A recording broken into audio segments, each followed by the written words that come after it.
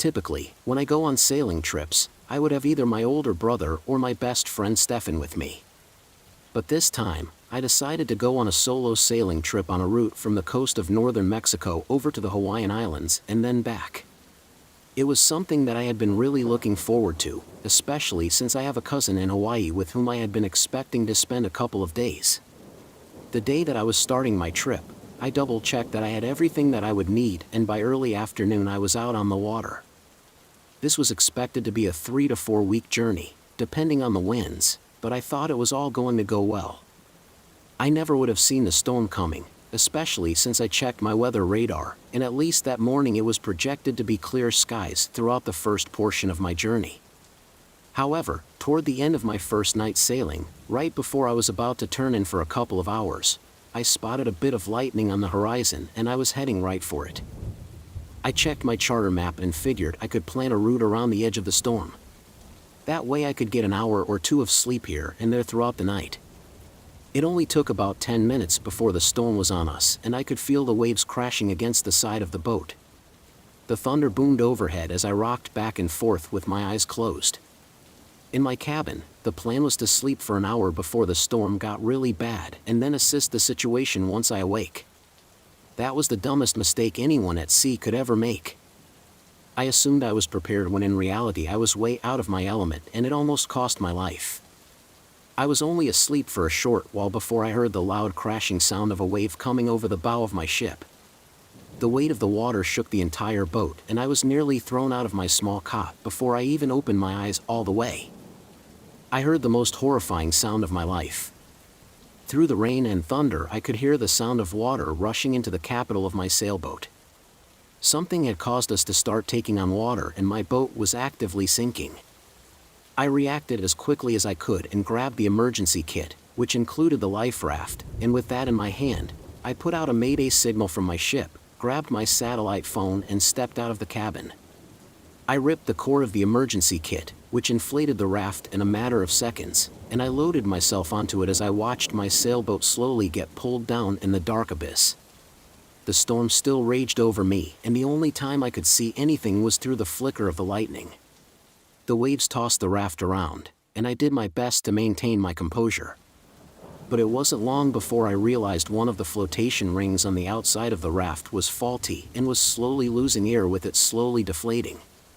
The raft only held up for another hour under the weight of the water coming in from the waves and the rain, and it wasn't long before I was drifting along in the middle of a storm with just my life jacket. I know that I would have been dead had it not been for sheer luck. The course that I had been on was apparently a popular fishing area, and to my surprise, there was a local fishing vessel that was making its way toward Mexico. As I sent out my distress signal, I don't know how they managed to see the orange life vest floating through the waves and rain, but I was eventually pulled out of the water by a group of sailors who were happy to see me safe. They thought that anyone who had been on board my boat had surely perished in the storm. Lucky for me, it was only my boat that lost its life. When I was in middle school, it was just my mom and I living in our home in Florida. In the area that we lived in, we only ever got 2 types of weather: hot and humid or cloudy and stormy. I loved it though. The sound of the rain hit the windows and the thunder cracking through the sky helped me focus and relax. There's always a month or 2 out of the year where it was typically rainy more often than not. One afternoon in May of that year, I was working on some homework in my bedroom. I had my desk positioned right next to the window so that I could look outside whenever I needed to take a minute from my work. It was raining particularly hard and that put me in the zone. So I was just running through my homework like it was nothing. That was until I was thrown off by something that I thought I had seen out of the corner of my eye. Looking out of my window from my peripheral vision, I could have sworn that I saw someone walking around. This was really strange for a few reasons. 1, it was pouring rain. 2, it was about 8:30 p.m. And the last reason was that my window didn't face the street. It faced my backyard, which was fenced in.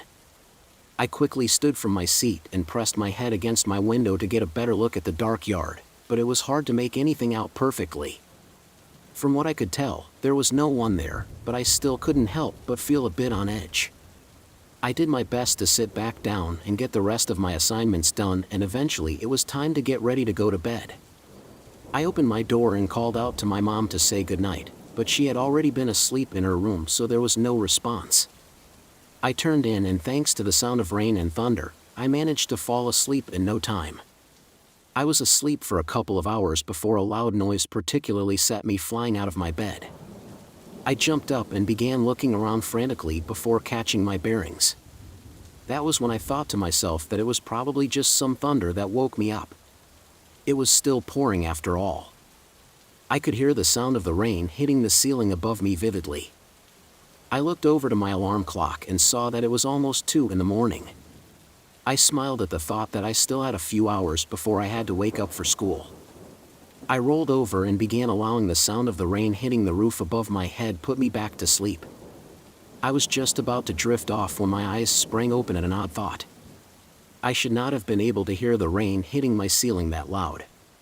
There was an attic between my ceiling and the roof. So while sometimes I could faintly hear the rain hitting the roof, it wasn't that loud, and I mainly relied on the sound of it hitting my window to put me to sleep. The first thing that my mind went to was that we had a leak. So I got out of my bed and began getting myself ready to go upstairs to the attic and take a look. But as I left my bedroom, I noticed right away that there was a large trail of water going all through the hallway and eventually up the stairs. I was confused, because that would have been a really bad leak for it to have reached that far already. So I called out to my mom to wake her up, which was when I heard her scream. Her bedroom door flew open, and I expected to see her run out of it, but instead, I saw a tall, hooded figure run out of her room and down the hallway toward the front door. I could still hear my mom screaming, so I ran down the hallway toward her room, where I found her cowering in the corner. I helped her up, and we both ran out of the house and made sure we grabbed her phone and car keys. As soon as we were in the car, we called 911 and pulled the car across the street to my neighbor's driveway. Called them, and when I explained about the trail of water and dripping I heard in the attic, one of the officers thought it would be a good idea to check it out. I'm thankful they did, because in the attic was another person, a grown man who was soaking wet and dripping water all over the floor, which was what I was hearing in my bedroom. After searching his pockets, the officers found a few of my mom's rings that she had in a box in the attic, as well as some silverware that wasn't even real silver. The officers were happy to apprehend the one suspect, but the other one, who had run out of the house, was nowhere to be found. All we know is that they must have used the sound of the thunder to break in because the front door was damaged, as though someone had forced it open. There are these really nice campgrounds in Northern Carolina that my family likes to rent a cabin at every year. One year, though, was particularly boring considering how much it rained.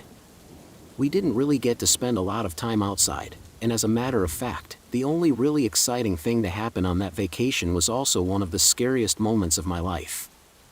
It was on our last night there, and we had managed to enjoy a couple of hours on the lake before it began to storm again. But this time the storm was ruthless. The thunder felt as though it was literally shaking the cabin off its foundation. As soon as the storm started, my family and I ran into the cabin and began to hunker down for the rest of the night. Since there wasn't a TV in the cabin after it got dark, my brother and sister just went to bed. I stayed up with my mom and dad. They were telling stories about when they used to come camping there when they were younger. As we were looking out the window that sat near the table in the campus living room, my dad saw something that made him stand up. He calmly told me to go and check on my siblings before telling my mom to make sure the door was locked. As I stood from my seat, I saw what he was seeing. For some reason, standing in the middle of the campground was a single person, and he looked as if he was staring right into the window at me and my family. I ran into the bedroom and was happy to see my brother and sister still asleep. But I'll never forget the feeling of the chills rolling up my spine as I heard the dreaded knock at the door. My dad was polite at first and asked how he could help whoever it was, but that was when the person made a strange request. I remember what he said as clear as day through the door I heard. "I saw you and your family earlier, and you guys seem like really nice people. I was hoping you might let me in. Out of this rain. I'm really sorry to bother you like this. It's just so cold." My dad didn't need any time to think about a response. He kindly let the man know that he had children inside and would rather not let a stranger in right now. It was nothing against him personally, but something seemed shady about the whole situation. That was when things got really tense. There was a brief moment of silence before I heard what I thought at first was thunder, but turned out to be the man banging aggressively on the door. He began yelling for us to let him inside. My father once again asked the man to leave, but this time threatened to call the police. After that, we heard the sound of him walking off the small front porch of the cabin. My mom and dad waited to see if the man had actually left, and after a minute my dad thought it would be safe to look out of the window. But as soon as he made himself visible, he could see the man who was now standing at the edge of the campsite. The man threw a large stone that came crashing through the window and almost hit my father in the head. My dad covered his face from the glass, and by the time any of us could look out of the window again, the man was gone. He must have run into the woods. My brother and sister were wide awake and crying at this point. My parents did their best to calm them down as we waited for the police to arrive. After taking our statement, they ordered us to our car. We decided to end the trip a few hours early and drove home at around 2 in the morning.